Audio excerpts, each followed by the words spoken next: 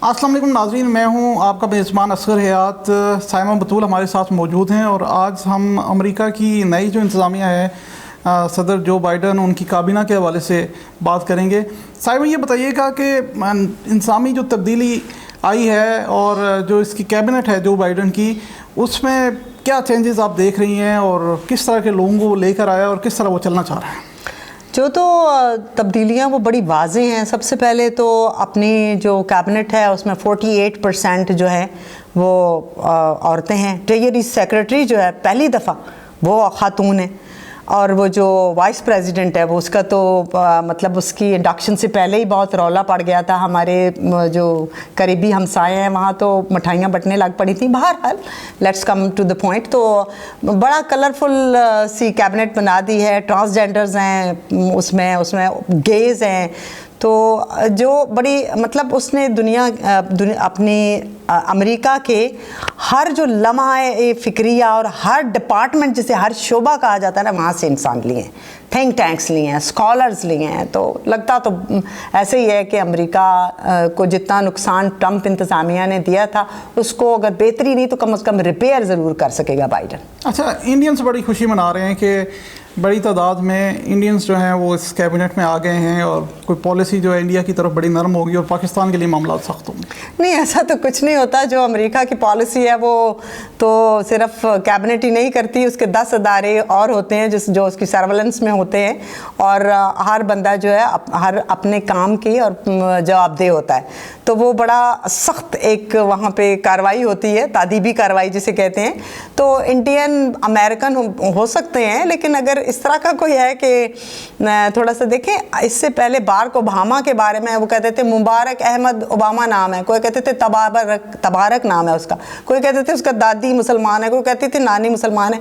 तो इससे भी आप देख लीजिए कि पीछे अगर बाराक ओबामा मुसलमानों के लिए बहुत कुछ कर गया तो फिर आप इस बात पे मिठाइयाँ बंटनी चाहिए। लेकिन अफसोस इस बात का है कि वो बड़े प्रोफेशनल होते हैं और अपने काम से काम रखते हैं, उनको इस बात से कोई ताल्लुक नहीं होता। हाँ, थोड़ा बहुत ये बात ज़रूर देखने की है कि अमेरिका ने अब जो है वो जेंडर बायसनेस, नस्ल परस्ती, क्योंकि वाइट डिप्लोमेसी जो है वो काफ़ी अरसे में ओवर द 30 ईयर्स 3 डेकेड में बहुत बदनाम हुई है।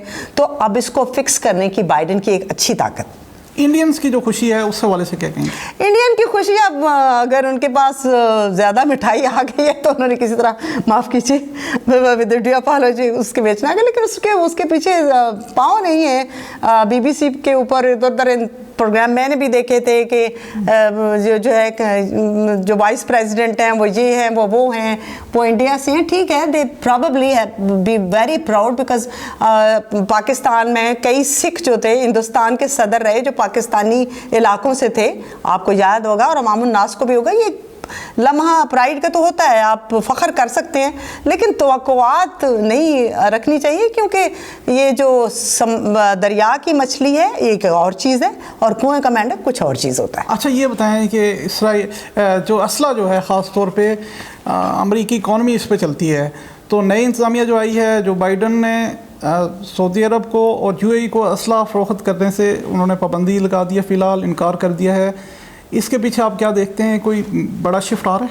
हाँ जी, कॉन्ट्रैक्ट फ़िलहाल मनसूख किए। उसने अपने ऑफिस में जाते ही तीसरे दिन ये काम किया था। ये इसके नताइज तो शायद ओवर द 90 डेज़ ही नज़र आएंगे कि ये किया क्यों गया है।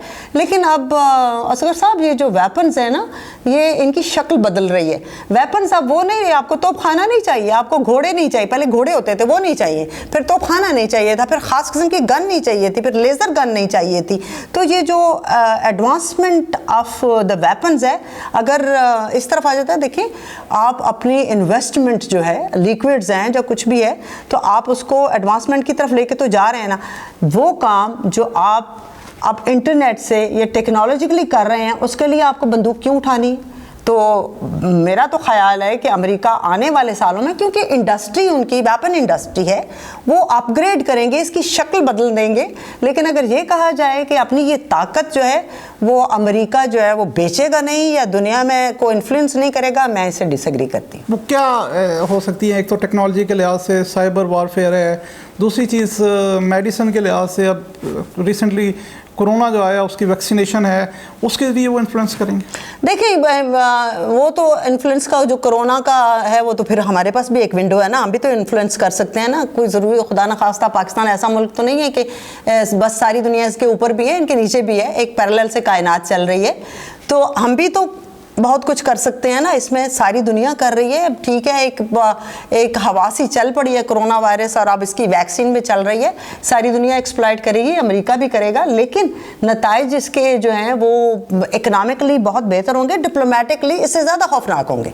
इन्वेस्टमेंट अब वो असले से शिफ्ट करके दूसरी तरफ, यानी कि जो वैक्सीन है उसके थ्रू वो इन्वेस्टमेंट जो है वो दुनिया में कर सकते हैं या अपना पैसा बना सकते हैं, ये बिल्कुल कर रहे हैं। WHO पे कितना इन्फ्लुएंस के पिछले दिनों आपने पढ़ा होगा कि ट्रंप ने तो इसको WHO कहा ही नहीं, चाइनीज़ उसका था, नाम ही बदल दिया था ट्रंप साहब ने तो इसका। तो ये बातें होती रहती हैं। इन्वेस्टमेंट यकीनन वो बड़े तरीके से, उनकी ट्रेजरी इस दफ़ा औरत कहते हैं कि औरतें जो होती हैं ना वो सोच समझ के पैसा खर्च करती हैं और अपना घर बनाती हैं। तो अमेरिका के घर को अब चलाने के लिए ट्रेजरी खातून आई है तो वो देखभाल के करेगी।